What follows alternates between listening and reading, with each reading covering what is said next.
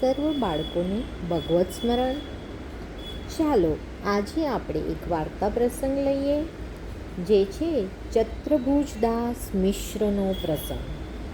ગુસાઈજીના સેવક છે અને સારસ્વત બ્રાહ્મણ છે. તેઓને 5 વર્ષની વયથી જ વિદ્યા અભ્યાસ કરવા લાગે છે.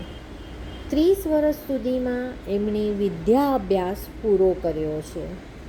ગીતા, ભાગવત, વ્યાકરણ બધું ભણે છે અને મોટા પંડિત થાય છે. પછી તે આગ્રા આવીને રહે છે અને બિરબલ સાથે એમનો મેળાપ થાય છે. એ તેમને પંડિત જાણી પોતાને ત્યાં રાખે છે, જ્યાં તે થોડાક દિવસ રહે છે. પછી તે પતાસાને મળે છે અને ત્યાં રહેવા લાગે છે. હવે આ ચતુર્ભુજદાસ મિશ્ર તો મોટા પંડિત છે, ખૂબ વિદ્યા ભણ્યા છે. પતાસા સાથે તેમને ખૂબ બનતી રાસ છે.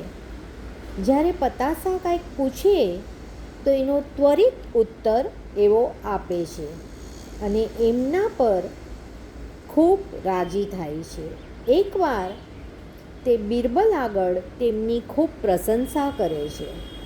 બિરબલ કહે છે કે એ તો મારો ચાકર હતો.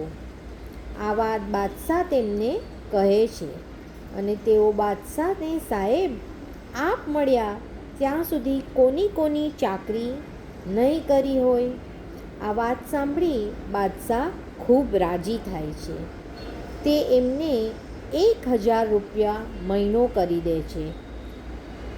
તેઓ પંડિતોને વાદમાં જીતી લે છે. તે આવા પંડિત છે. અને ચતુર્ભુજદાસ બાદશાહને મળવા પર્વે બિરબલના ચાકર હતા અને તેની વિદ્વતા જોઈ બાદશાહ તેમને 1000 રૂપિયા મહિનો કરી દે છે અને તેઓ વાદ પંડિતોને જીતી લે છે. એકવાર શ્રી મથુરાજીમાં આવી વિશ્રામ ઘાટ પર સ્નાન કરે છે. ત્યાં એક વૈષ્ણવ પંડિત નાય છે. ચતુર્ભુજદાસ તેની આગળ કહે છે કે વિદ્યા ભગવતા વિધ. આ સાંભળી વૈષ્ણવ પંડિત કહે છે કે ચાતુરી વિઠ્ઠલેશ વિધિ. વૈષ્ણવ પંડિતને તેઓ કહે છે કે તમે મારો શ્રી વિઠ્ઠલનાથજીની સાથે મેળાપ કરાવો. એ પંડિત ચતુર્ભુજદાસને શ્રી ગોકુળમાં શ્રી ગુસાઈજી પાસે લઈ જાય છે અને ચતુર્ભુજદાસને ગુસાઈજીમાં સાક્ષાત પૂર્ણ પુરુષોત્તમ રૂપના દર્શન થાય છે અને પોતાને સેવક કરવા એવો વિનંતી કરે છે. તેઓ તેમને બેસાડી અને નામ સંભળાવે છે.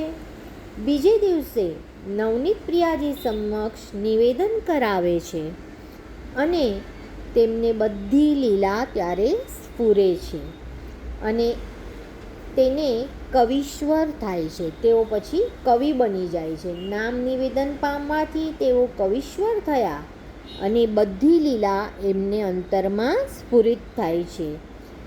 તેમણે ગુસાઈજી અને ગોવર્ધનનાથજીના ઘણા બધા કીર્તનો કર્યા. પછી ગુસાઈજી તેને સાથે લઈ અને શ્રીનાથ દ્વાર જાય છે. તે ગોવર્ધનનાથજીના દર્શન ત્યાં કરે છે અને તેનું મન તેમાં લાગી જાય છે.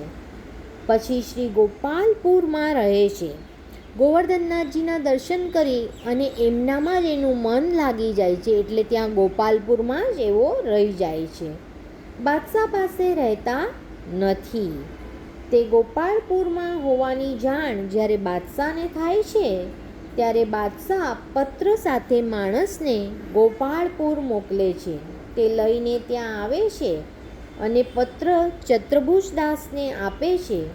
તેઓ વાંચી બાદશાહને પરત એક પત્ર સામે લખી જણાવે છે, જાકો મન નંદનંદન સો લાગ્યો, નીકો સુખ સંપત્તિ કી કહા લાગી, બરનો સબ જગ લાગત ફીકો. આ માણસ આગ્રા આવી તેમનો પત્ર બાદશાહને આપે છે. બાદશાહ પત્ર વાંચીને કહે છે, જેને જગત ફીકું લાગ્યું તેને આપણે કઈ રીતે મીઠા લાગશું? એટલે કે ચત્રભુજદાસને શ્રી ગોવર્ધનનાથજીમાં પ્રીતિ છે અને એને એની એવી લેહ લાગી છે કે તેઓ બાદશાહ પાસે પણ રહેતા નથી અને ગોપાળપુરમાં જ ઠરીઠામ થઈને રહે છે કે ગોવર્ધનનાથજીની સન્મુખ હું રહું. અને જેને નંદનંદનથી પ્રેમ થયો છે એને તો આખું જગત ફીકું જ લાગે ને.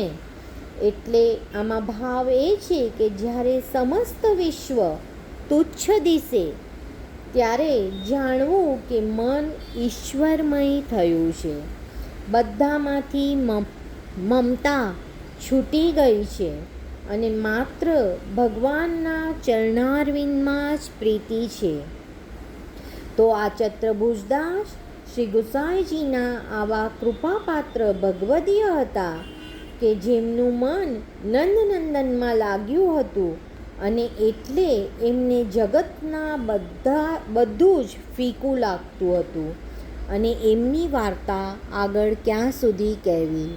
તો આવા શ્રી ગુસાઈજીના સેવક ચત્રભુજદાસના ચરણોમાં આપણા સર્વ વૈષ્ણવોના કોટી કોટી દંડવત પ્રણામ.